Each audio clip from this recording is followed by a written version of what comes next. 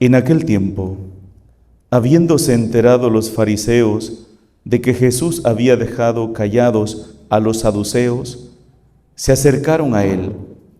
Uno de ellos, que era doctor de la ley, le preguntó para ponerlo a prueba: Maestro, ¿cuál es el mandamiento más grande de la ley? Jesús le respondió: Amarás al Señor tu Dios con todo tu corazón, con toda tu alma, con toda tu mente. Este es el más grande y el primero de los mandamientos. Y el segundo es semejante a este: amarás a tu prójimo como a ti mismo. En estos dos mandamientos se funda toda la ley y los profetas.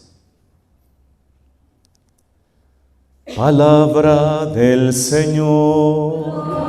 Amarás al Señor tu Dios con todo tu corazón, con toda tu alma, con toda tu mente.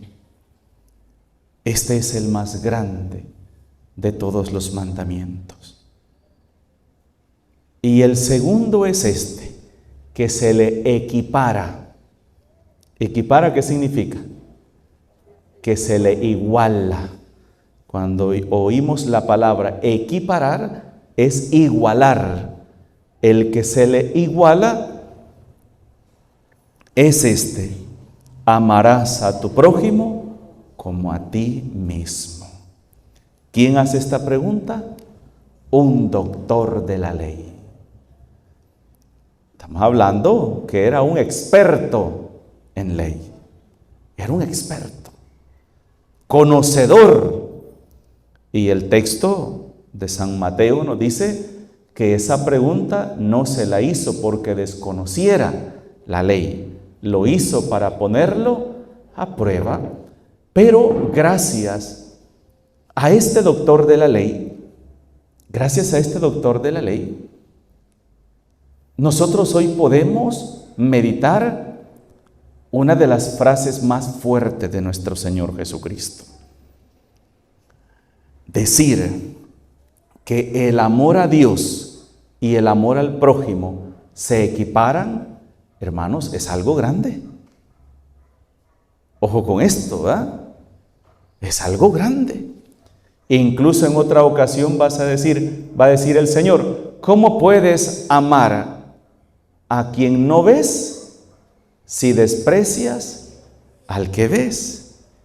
Y Él mismo se va a poner, nuestro Señor Jesucristo, se va a poner en el mendigo, en el pobre, en el que está desnudo, en el sediento, en el que está triste, en el forastero, en el que está preso. Hermanos, esto no es algo que tenemos que pasarlo por alto, lo que el Señor hoy dice en su palabra. Él mismo va a decir en Mateo 25: lo que hicieres con uno de estos, conmigo lo hiciste. Vengan, benditos de mi Padre, a tomar posesión del reino que ha sido preparado para ustedes desde la creación del mundo. Porque tuve hambre y me dieron de comer. Estuve sediento y me dieron de beber. Estuve desnudo y me vistieron. Fui forastero y me hospedaron. Estuve triste y me consolaron. ¿Dónde encontramos a Dios? En el prójimo.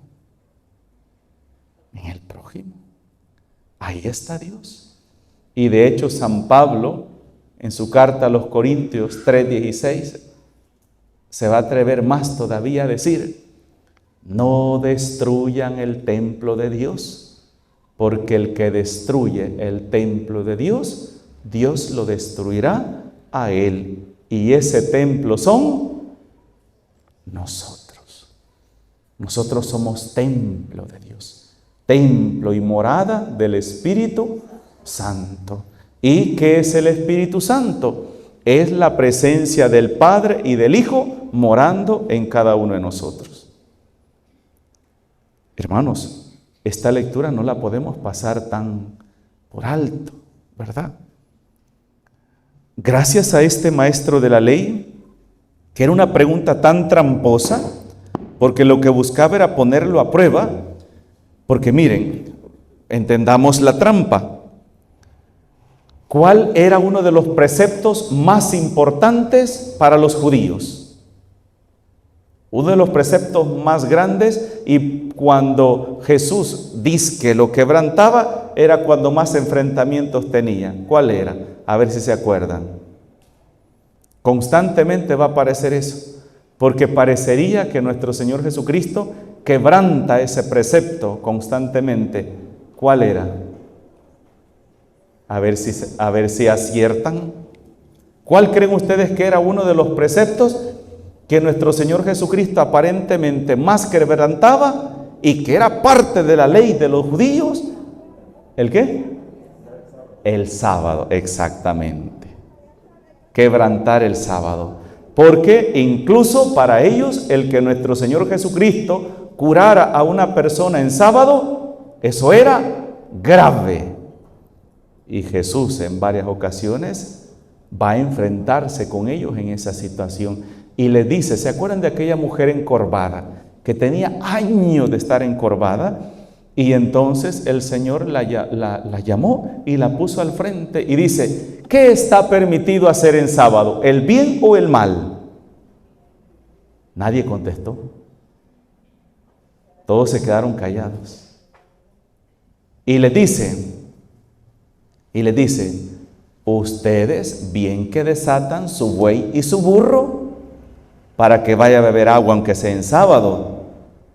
Y esta mujer no es hija de Israel, no merece ser desatada aún en sábado de esta enfermedad.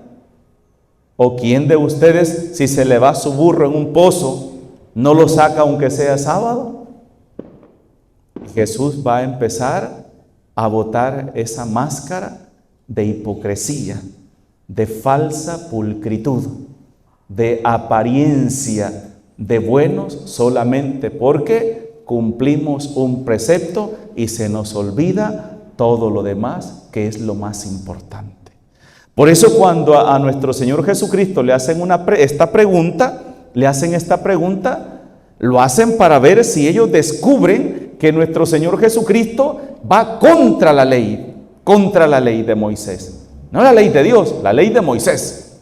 Si está yendo en contra de la ley. Pero nuestro Señor Jesucristo va a dar una respuesta tan certera, tan valiosa y tan importante para nosotros, que hasta este doctor de la ley se va a quedar callado. Se va a quedar callado. Amarás al Señor tu Dios con todo tu corazón, con toda tu alma y con toda tu mente. Ese es el primero y el más importante. ¿Y quién dio el precepto del sábado? Dios. Sin Dios, ese precepto no tiene ninguna validez.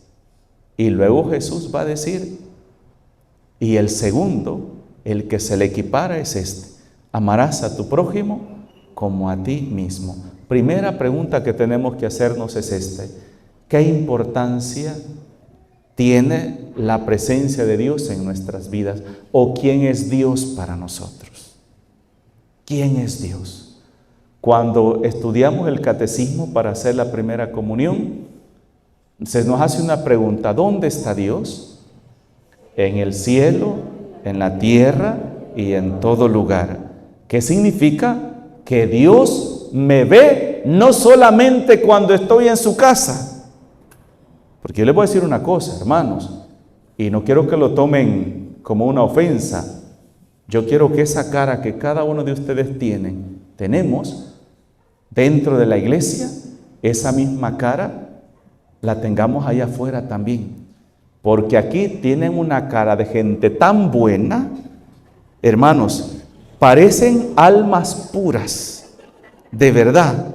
Se les mira una bondad, se les mira de verdad. Si me dicen aquí, Padre, ¿a quién le ve cara de mal usted aquí en la iglesia? A nadie. A nadie. Todos se ven tan buenos, sentaditos, sonrientes, con unos ojos tan inocentes. De verdad, sin mentirle, sin mentir. Sin mentir, no estoy mintiendo. De verdad, a cada uno de ustedes yo le veo eso. Pero hermanos, es fácil tener una cara así dentro de la iglesia. Es fácil.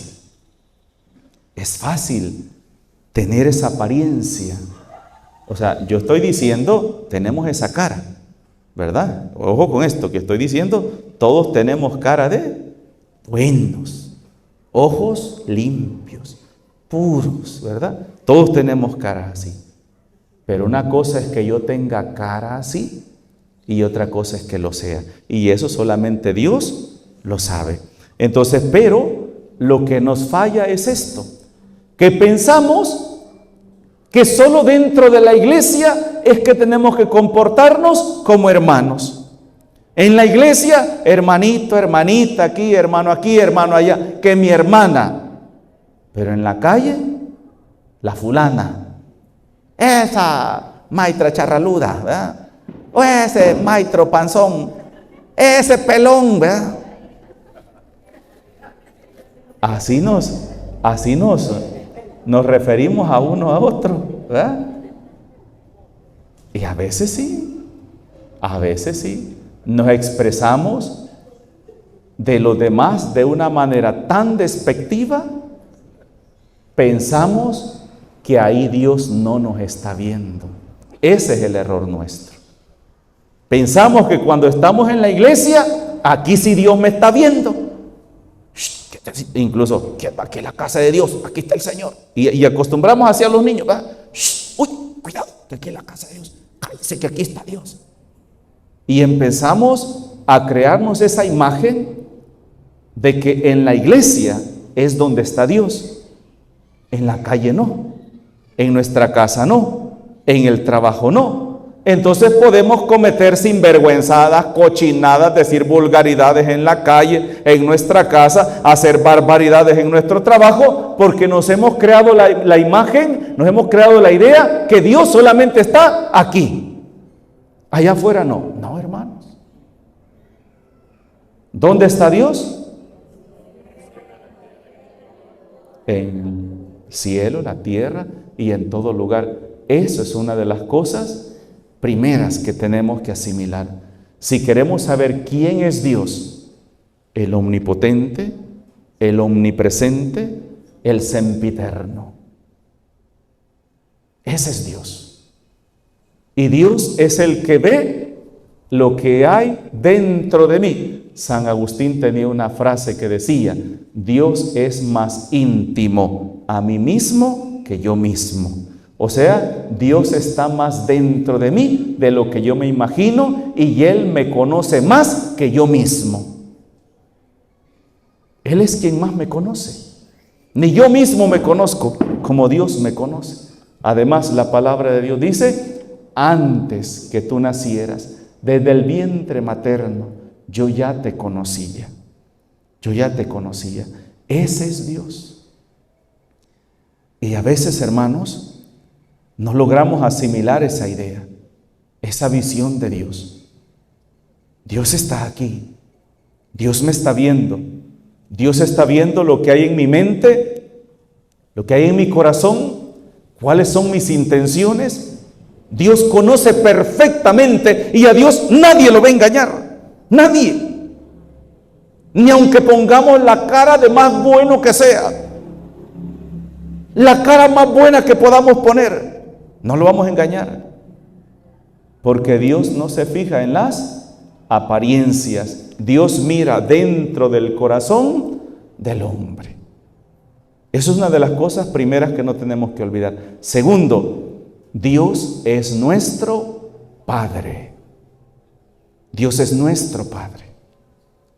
Y no un Padre que está esperando para ver a qué horas el hijo se equivoca para caerle a palos. No. Dios es el Padre bueno, que solo sabe dar cosas buenas a sus hijos. Y Jesús mismo nos va a decir: si ustedes que son malos saben dar cosas buenas a sus hijos, cuánto más el Padre que sí es bueno, porque Él sí es bueno. Dios sí es bueno. Pero ¿cómo cuesta tener una idea, una imagen del Padre bueno? Dicen que un joven que había sufrido maltrato desde su infancia de su papá, golpes, insultos, humillaciones, y por último este muchacho estuvo a punto de que lo matara su propio padre a golpes y tuvo que salir huyendo para poder sobrevivir y poder salvarse, huyendo.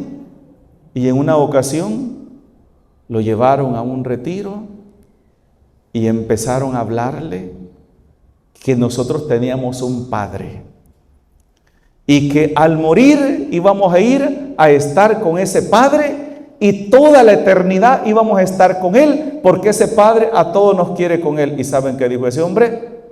No, dijo, me voy, dijo. No, dijo. Con que anantillo sobreviví, dijo, del tata que tenía aquí, que antes me mata, dijo, y pude irme, y ya no digamos ir a estar con otro tata allá al cielo y que me va a escapar a matar. No, yo me voy, dijo. Y se fue huyendo del retiro, porque no quería tener otro padre. Ya con el primero que había tenido, había quedado harto. Y lo que menos quería era saber que había otro padre. Y ese es el problema también nosotros, que no hemos entendido quién es ese Padre. Un Padre que entregó a su Hijo único para que muriera por cada uno de nosotros. Un Padre que es rico en misericordia. Un Padre que se complace en amarnos, cuidarnos, protegernos, pero esa mala imagen del Padre que castiga no es una imagen que esté en la Biblia, es la imagen que nosotros hemos creado. Y como decíamos un día de estos, desde pequeñitos hemos acostumbrado a los niños o a los jóvenes, Dios te va a castigar, y también entre los viejos. Medio vemos que a alguien le fue mal, ¿y qué es lo que decimos?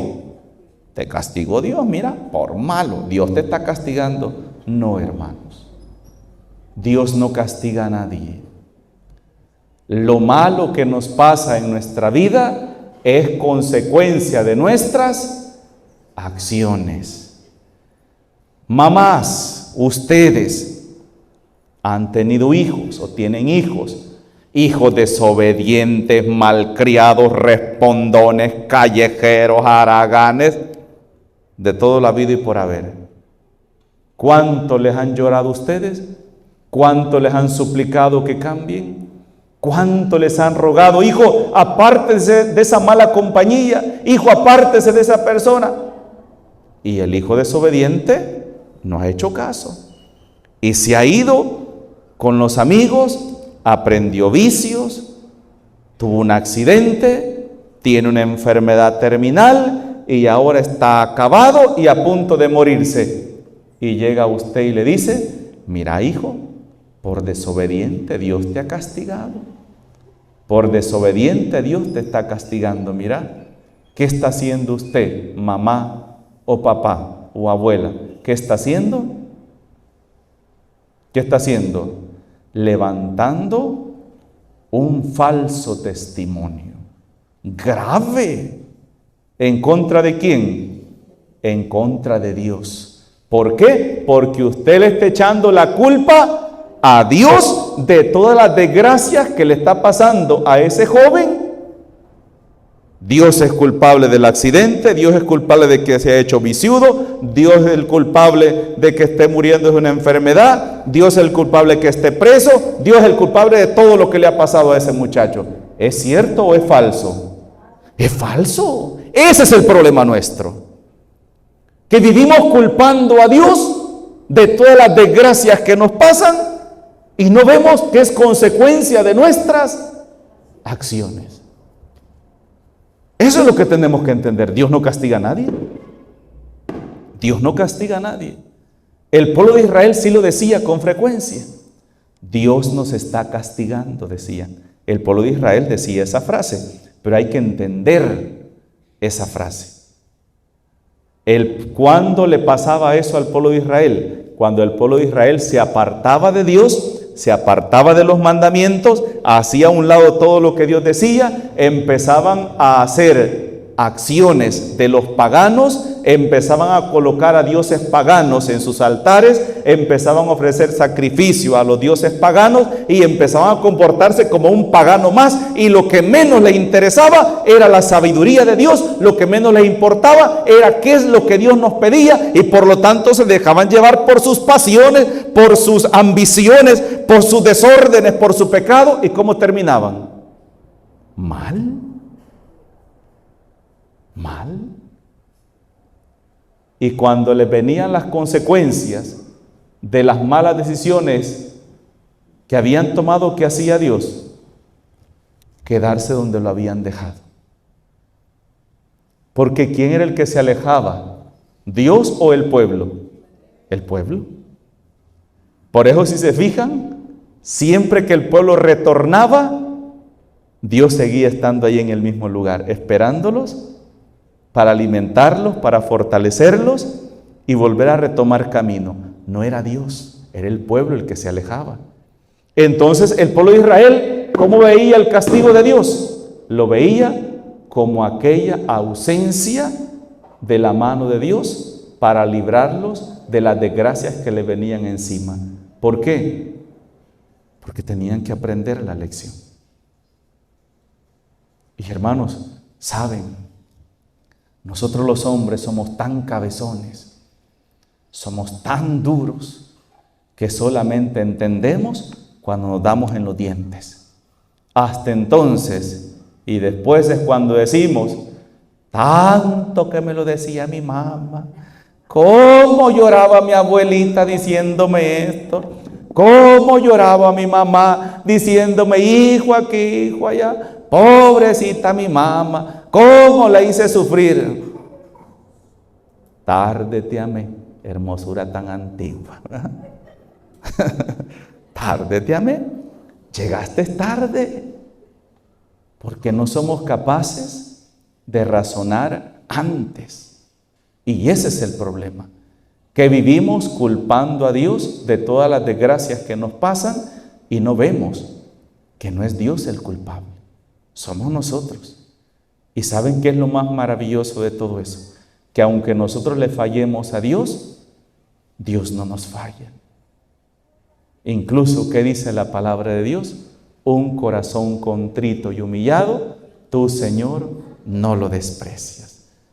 Si tú te has ido, si yo me he ido, me he alejado, me he tirado a los vicios, me he tirado al pecado, pero si regreso, ¿qué encuentro? ¿Con qué me encuentro? Con la misericordia de Dios. Ese es Dios, el que no mira mis pecados, sino la necesidad que tengo de Él en mi vida. Ese es Dios.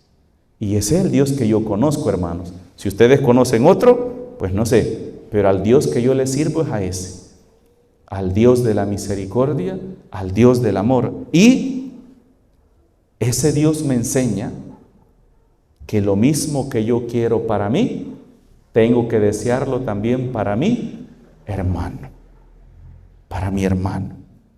¿Y quién es mi hermano? Hemos hablado muchas veces, ¿quién es mi hermano? Todo aquel que está más cerquita de mí. Ese es mi hermano. Las personas que son buenas, Padre, y las que me caen bien. No, hermano. Aquellos que te caen mal también son tus hermanos. Quien te cae mal, el que te odia, el que te critica, el que te calumnia, el que te difama, el que te quiere el mal, también es mi hermano. También es mi hermano. Y la palabra de Dios me dice que tengo que amarlo también. Jesús en la última cena va a llevar este mandamiento, el segundo, a trascender a algo más elevado todavía, al grado de poder decirlo en la última cena. Este es mi mandamiento. Ya no dices ama a tu prójimo como a ti mismo, no. Ese mandamiento lo eleva más todavía.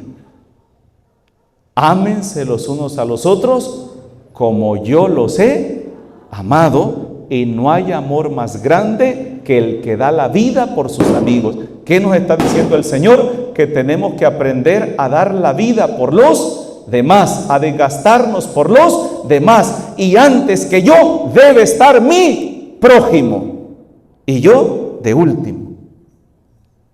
Ya que la palabra de Dios dice que el que quiera ser grande en el reino de los cielos, que sea el servidor de todos aquí. Ese es el mandamiento. Y hermanos, eso no es solamente para oírlo, eso es para ponerlo en práctica. Y no es un invento del Padre Jesús, no, es palabra de Dios. Y este mundo, esta sociedad va a cambiar cuando entendamos esto, que el cristiano está llamado para vivir en el amor, no en el odio, no en el rencor, no en el resentimiento, no en la rivalidad, no en la envidia, porque todo eso viene ¿de dónde? Del demonio, no viene de Dios.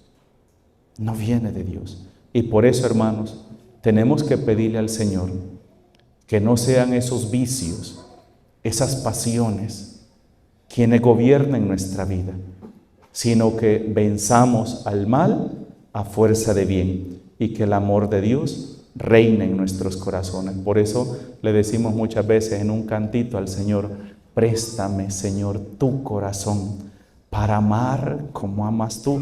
Préstame tus manos para abrazar como abrazas tú. Préstame tus ojos para mirar como tú. Préstame tus labios para hablar como hablas tú. Préstame tus oídos para escuchar como tú.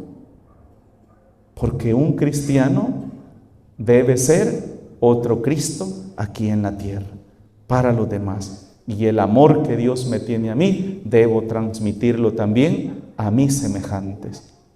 Nada de egoísmos, nada de rivalidades, nada de envidias, sino que lo que debe reinar en cada uno de nosotros es el amor de Dios.